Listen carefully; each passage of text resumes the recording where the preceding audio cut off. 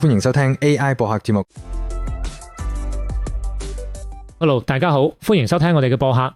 今日我哋要傾嘅話題呢，就係 AI 加營銷獲客嘅7步法。我哋會喺今日內容入邊呢，同大家傾下傳統營銷到底有咩痛點，點解 AI 營銷會成為一個趨勢，仲有我哋會詳細拆解下呢個7步法每一步究竟係點樣做。最後呢，我哋都會同大家傾下呢門課程適合邊啲人學嘅，你學完之後呢，會有咩收穫噶啦。好啦，咁我哋就開始今日嘅分享啦。我哋先睇傾第一部分呢，就係傳統營銷嘅痛點同 AI 營銷嘅優勢。咁首先第一個問題就係傳統營銷到底有啲咩難以解決嘅問題？傳統營銷我覺得最令人頭痛嘅就係佢用一個廣撒網嘅方式。咁你覺得就係因為而家呢個 AI 嘅加入，成個營銷嘅環境發生咗邊啲大嘅變化？就我覺得首先就係用戶佢而家獲取信息嘅方式已經變成咗通過 AI 嚟進行一個入口。咁呢個時候企業要做嘅就係讓自己個品牌能夠俾呢個 AI 嘅推薦系統所青睞。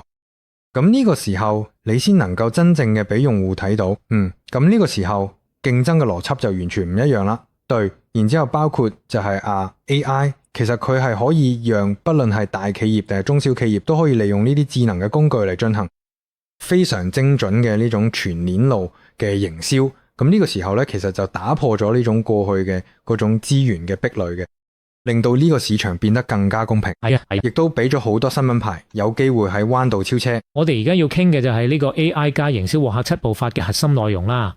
咁呢7步到底每一步包括咗咩呢？呢個7步法其實就係由客戶洞察到最後你數據閉環不斷優化咁樣一個完整體系。佢嘅第一步就係AI 會幫你建立一個非常動態而且係全方位嘅客戶畫像。咁呢個呢，就會比你傳統嘅方法準確好多，而且即時好多。跟住第二步呢，就係佢會自動幫你產生大量而且高度個人化嘅內容。咁呢個就會令到你內容產能大大提升。第三步就係佢會喺最啱嘅時間點，透過最啱嘅渠道將你嘅資訊推送俾你嘅客戶。咁樣你嘅觸達率同轉化率都會大大提升。咁後邊嗰幾步具體係負責啲咩嘅呢？第四步就係佢會自動幫你篩選出最有潛力嘅線索，仲會自動培育佢哋，咁樣你嘅銷售效率就會大大提升。跟住第五步呢，就係佢會幫你標準化同自動化你嘅跟進流程，咁樣你嘅客戶體驗就會好連貫同埋好專業。第六步呢，就係佢會幫你智能定價，仲有做嘅促銷，咁樣就可以大大增加你成交嘅機會。最後一步就係佢會幫你全程追蹤所有數據，仲會自動幫你優化你嘅策略，咁樣你成個營銷效果就會不斷進化。咁呢7步加埋呢，就會令你嘅營銷形成一個高效嘅閉環。咁呢個 AI 加營銷獲客7步法呢個體系，咁最獨特嘅地方到底係咩呢？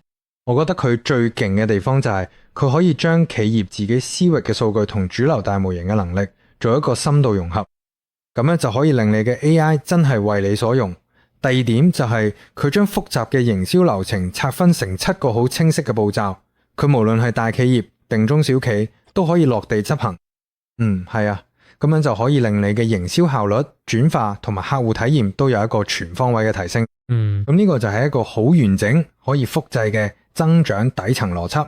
咁呢個 AI 加營銷獲客7步法具體咧可以喺邊啲行業發揮作用？其實我覺得基本上係橫跨晒所有行業。例如佢決策比較複雜或者客單價比較高嘅行業。咁呢個就好啱用嚟做精準嘅客戶挖掘同培育。咁學完呢個課程之後呢，大家喺邊啲能力上會有比較明顯嘅提升呢？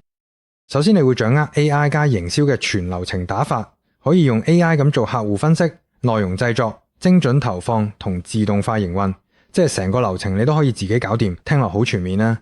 係啊，而且我哋呢個課程其實係唔單止有啲真實案例同實用工具，等你可以即刻上手用得住，而且佢可以幫你，無論你係個人定企業，都可以提升獲客效率同埋降低成本，最終就可以令你嘅營銷業績有一個質嘅飛躍。咁我覺得可能有好多朋友都會關心究竟呢個課程係咩形式，學完之後會有啲咩具體收穫呢？呢個課程呢，佢係一個非常之注重實戰嘅咁樣嘅一個課程啦。咁佢裏面會有好多真實嘅案例，以及一啲實用嘅工具嘅操作啊。咁你學完之後就可以即刻上手，而且你會掌握一套可以用 AI 嚟驅動嘅咁樣嘅一個全鏈路嘅營銷嘅方法。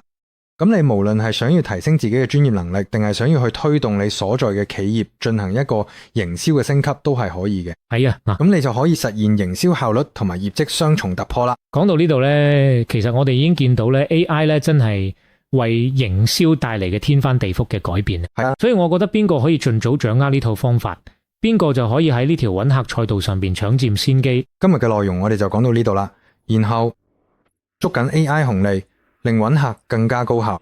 我哋下集再見，拜拜，拜拜。